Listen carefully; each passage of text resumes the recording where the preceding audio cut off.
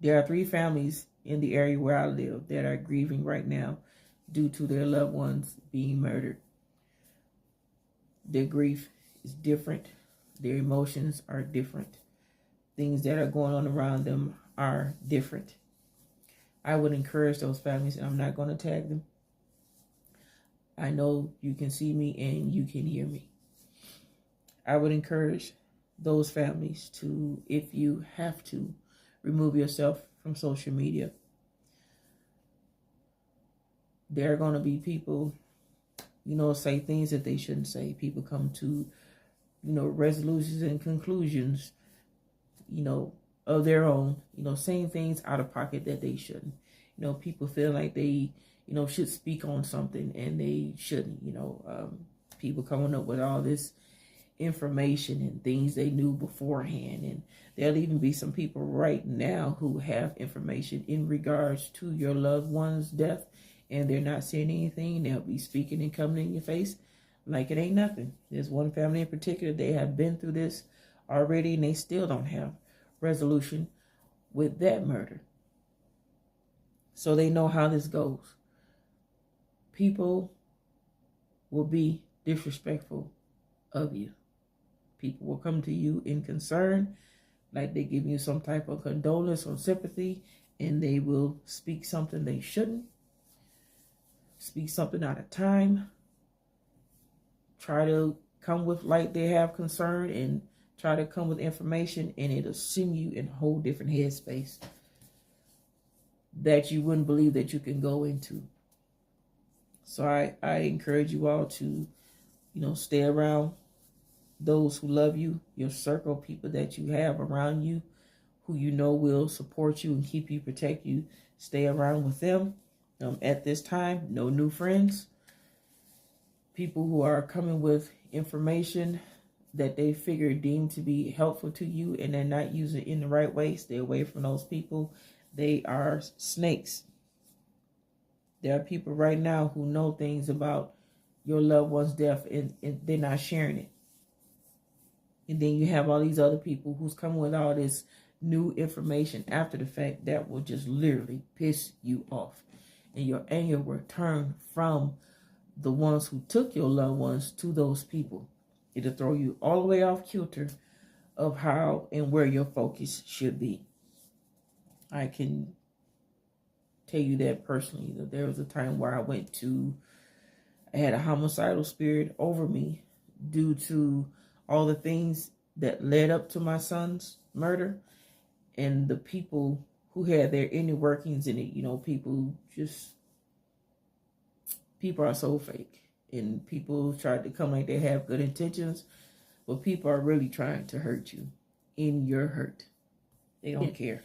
And that's why I'm encouraging you all to get through it the way you need to. No one can tell you how to do it. There's no time limit on it. People telling you, oh, you shouldn't cry so much, or you shouldn't talk about it so much, or don't clam up, you should talk about it. Well, if you need to talk about it, talk about it. If you don't want to talk about it, don't talk about it. If you want to cry, cry. If you're angry, be angry.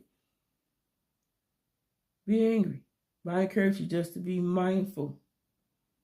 Mindful. Guard your heart. Guard your conversation. Guard your circle. Guard your circle. Protect yourself. Protect yourself. And if you need to, remove yourself from social media and the public eye. Just go about life as you need to, working back, storing back, doctor's appointments and back, whatever you need to do. If you need to take you a little getaway, do that. Whatever you need to do for you, do that. But please just be mindful of people. Because there are, of course, that there are people who know directly about what happened. Some even knew about it before it happened.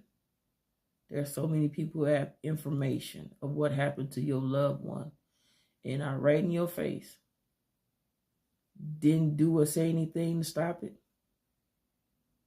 and now not even reporting the information that they know, but had a nerve to walk up to you, wrap their arms around you, pat you on your back, and say that you have my deepest condolences, we praying for you. Now, how do I know that? People did it to me. One other thing, I don't know how you feel about apology. You know, the person who did this to your family member, their apology, them apologizing to you, telling you that you're sorry, that they are sorry for what they did.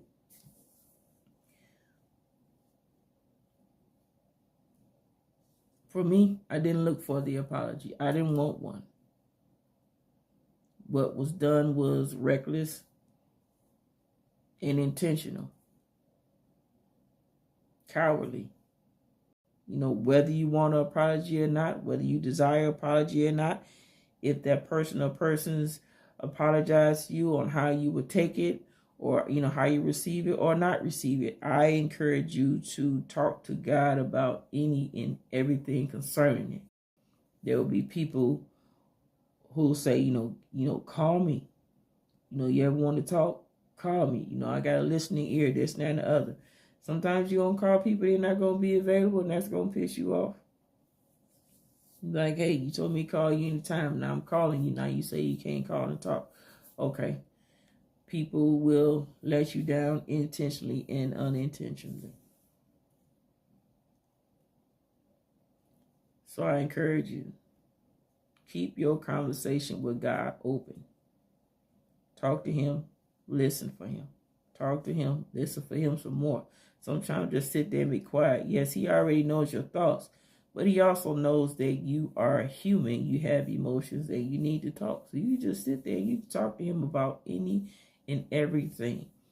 Me talking to God about any and everything and about how I felt about any and everything kept that homicidal spirit off of me, and it allows me to be able to walk around here in my own hometown without putting my hands on people.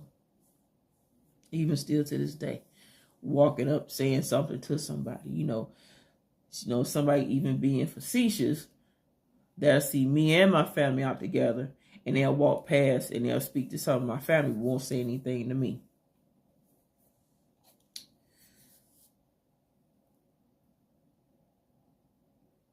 You get more disrespect in your grief than respect. So I encourage you all. First, if you need to, remove yourself from social media. Remove yourself from the public eye. I'm not saying go in a shell and hide and run away. That's not what I'm encouraging you. I'm encouraging you just take time for yourself and your family. Because this is horrid. What has happened is horrid. Evil. If you're angry with yourself, be angry with yourself. But I can tell you, whatever you did and did not do, you were going to do it. You didn't know. Who knows that someone is going to kill their family member? Who knows that?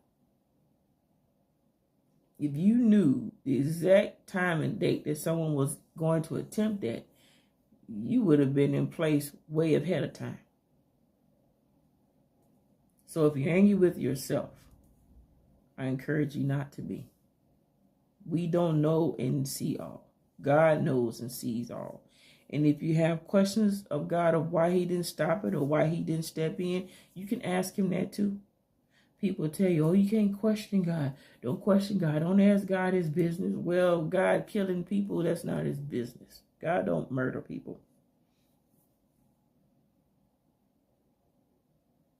You can ask God what was going on, why he didn't stop it, or what. You can ask God whatever you want to ask him in regards to your loved one being taken. Whatever. Do not let people, I can't stand that right there when people say you can't question God. Don't ask him God. Where's that biblical? And let's erase that. How is that even logical? He's the creator. He knows all, sees all. Why wouldn't you ask him something like that? Talk to him. Have a conversation with him. That's also protecting you as well. It's protecting you from you. As I previously stated, you don't know what you'll do until you do it. So I encourage you all, that grieving process, go through it like you need to. Remove yourself from certain things, people, situations you need to. Cling to your family. Cling to those who righteously support you. Not those who are, you have my deepest condolences, you have my deepest sympathies. Well, most of the times we don't need the condolence or the sympathy. We need the empathy, which involves encouragement and support. So my heart is with you all. And yes, when you all come across my mind, yeah, I'm praying and speaking to your life as well. Because I've been on both sides. I've had someone take it from me, and I've had someone in my family take someone's family member away from them. So I know both sides of it. It's not a good place. On any side, it's not a good place. It's not a good place. And it's even more horrid when the person who took your family member's life, when they condone it. The family supports them. Or they had mental illness, or they had anger issues, or they had a rough upbringing. What they got to do with somebody else? Nope. They don't have nothing to do with anybody else.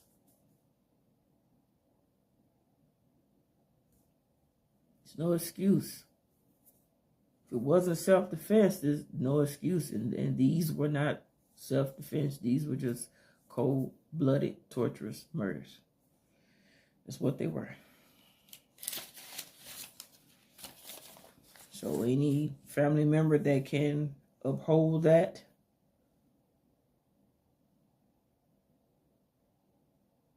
if it comes back your way and you're on the other side, remember how you upheld what your family member did.